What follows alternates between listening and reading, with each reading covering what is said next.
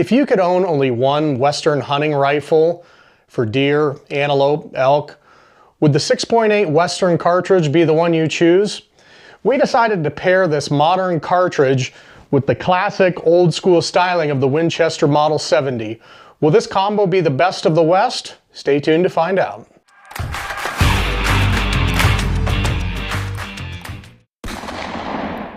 Hey folks, welcome back to the channel.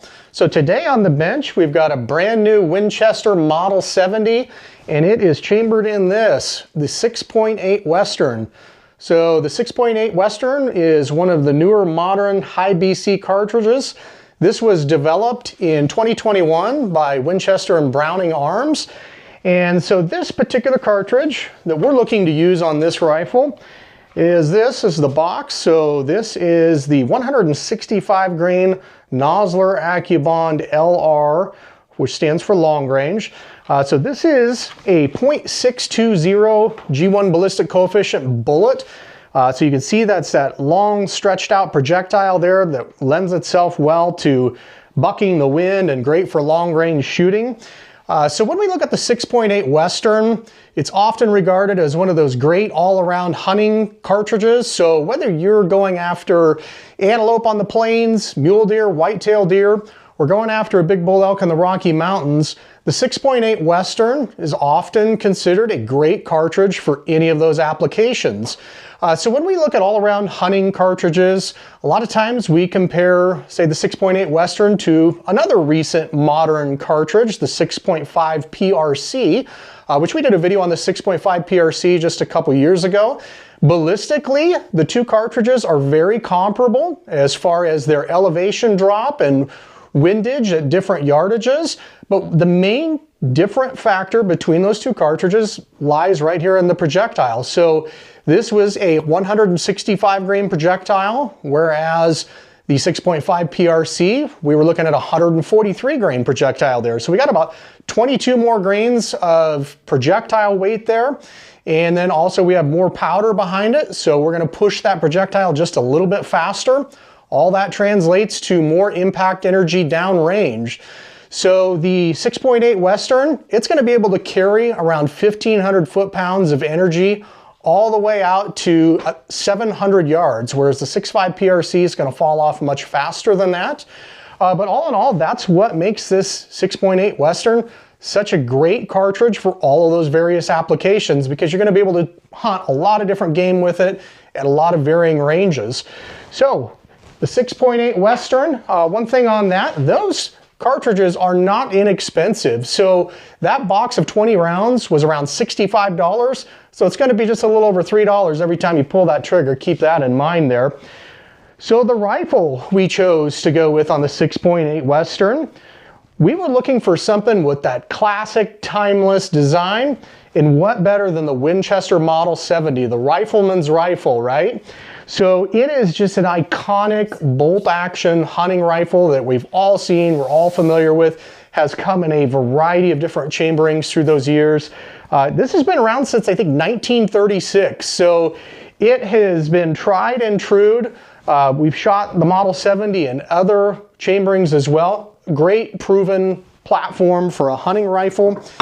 So this particular one that we've got here today in 6.8 Western, this is the Model 70 Featherweight model. So this weighs in at 7 pounds. Obviously that's without scope and range, just the bare rifle, 7 pounds.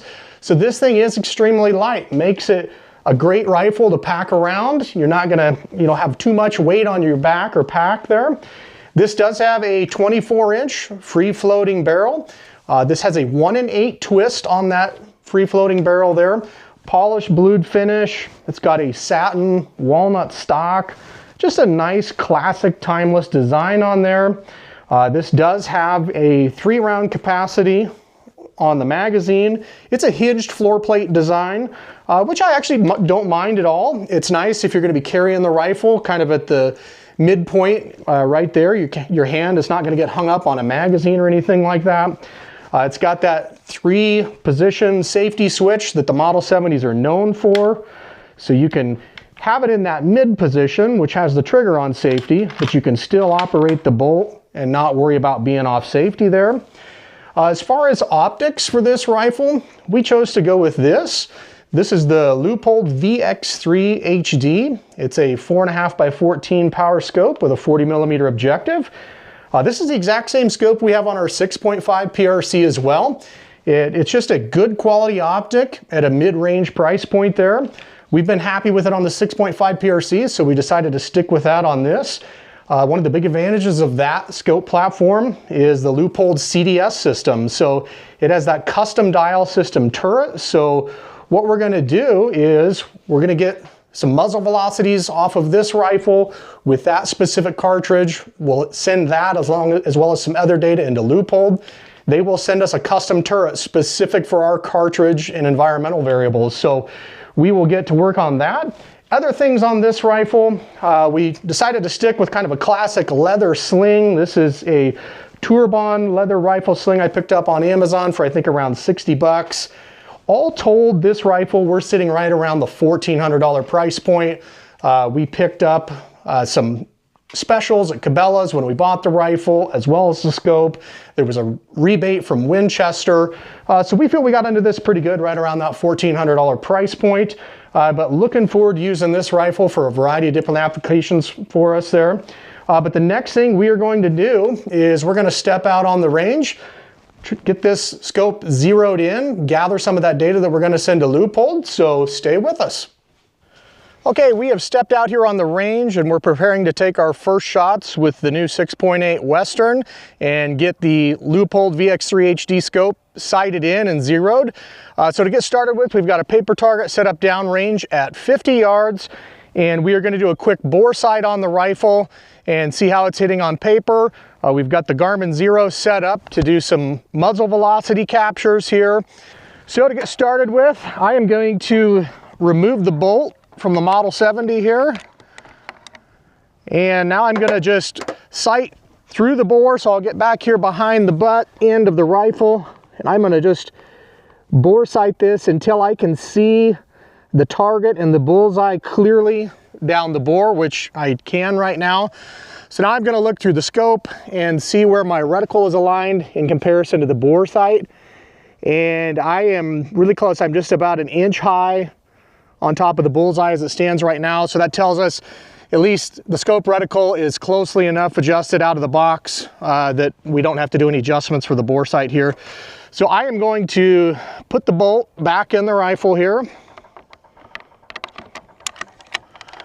Make sure everything's cycling there. Okay, so now we are ready to take our first shots here. We're gonna see how it lands at 50 yards and then we'll go from there. So I'm gonna get my ear protection on and we'll get started.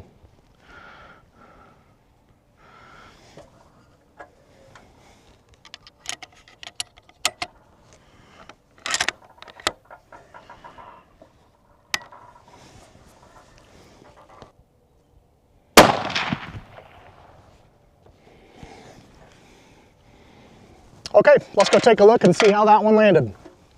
Okay, first shot at 50 yards. So here is our hole. We are, it looks like about 1, 2, 3, 4 inches low and close to 2 inches left. So I will mark that up. We will go back, make a few adjustments on the scope and shoot another one here at 50 yards. Okay, we're back here at the bench ready to make the first adjustments on the scope based on that first 50-yard shot. So to get started with, we will do our elevation adjustment on top of the scope here.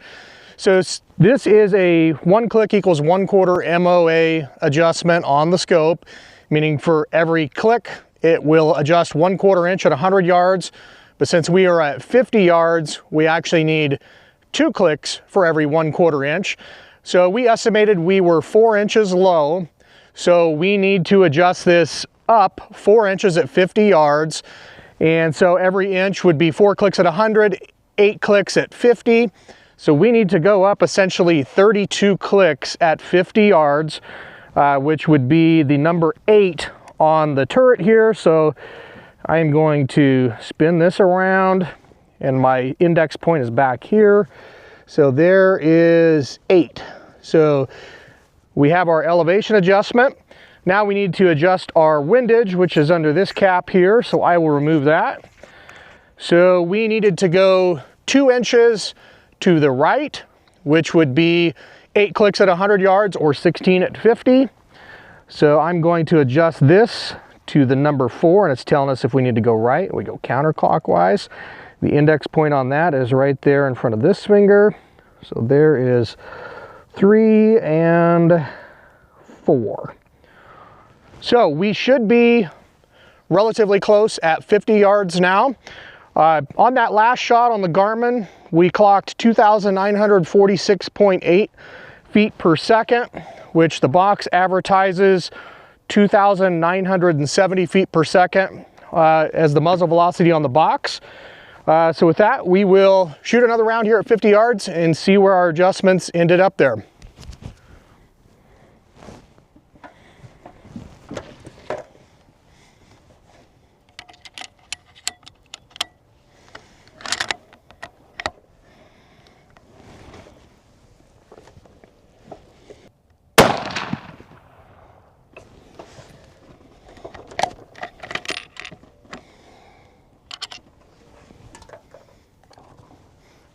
Okay, let's go check it out.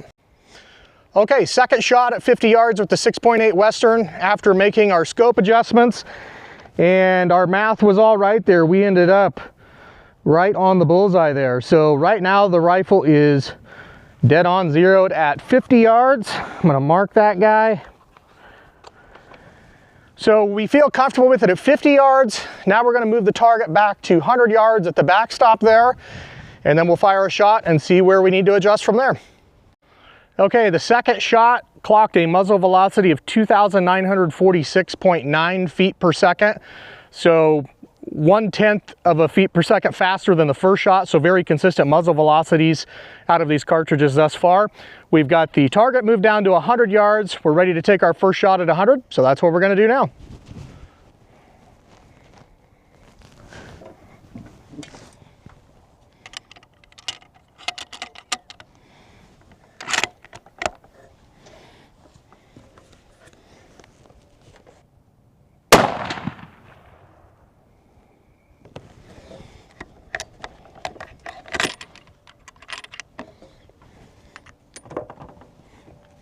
All right, let's go have a look. Okay, first shot at 100 yards, and this is our hole here. So we are 1, 2, 3, 4, almost 5 inches right of center and about 1.5 inches low. So we will go back, make a couple adjustments on the scope, shoot a second one at 100 here. Okay, so at 100 yards, we were 1.5 inches low. So 1 click per inch at 100 yards. That would mean we need to bring our scope up 6 clicks on the elevation adjustment. So we are currently at 8. So 4 would take me to 9, and then 2 more. So our elevation should be on there. Now, as far as windage adjustment, we were between 4 and 5 inches right. So I'm only going to bring this back the equivalent of 4 inches there. So we need to come back 1/4 click, or 1 click equals 1/4 inch. So we need to do 4 clicks times 4 inches. So we are currently at 4. So I'm going to bring this back to the 0 setting that it was at out of the box, which should adjust us 4 inches at the 100 yards there. So let's try that and see where our second shot at 100 yards ends up. Okay, we're down here looking at the second shot at 100 yards. So our point of impact is right here. So we are 1 inch left and approximately 1/2 inch high. So I will mark that. So we're getting really close at 100 now. I think what we're gonna do is we will adjust 1 inch back to the right and then maybe just a couple clicks down, and we're getting really close. So we should be just about there. All right, we are adjusting the elevation down 2 clicks or 1/2 inch, which puts me even on the number 9 on the elevation turret there. And then we need to adjust 1 inch back to the right.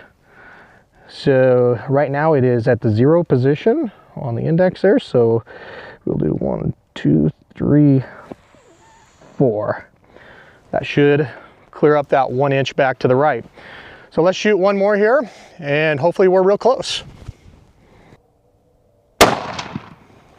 Okay, that 5th shot through the rifle was 2,943.8 feet per second, which gives our 5-round average of 2,941.0 feet per second. So not too bad out of that. Let's go see how we're doing. Okay, so for this one, we are exactly 1 inch high and 1/2 inch right. I will mark that. And I think what we'll do now is we'll shoot 2 more at this same diamond just to see if we're getting a tight group there. And hopefully we won't need to make any more adjustments on the scope.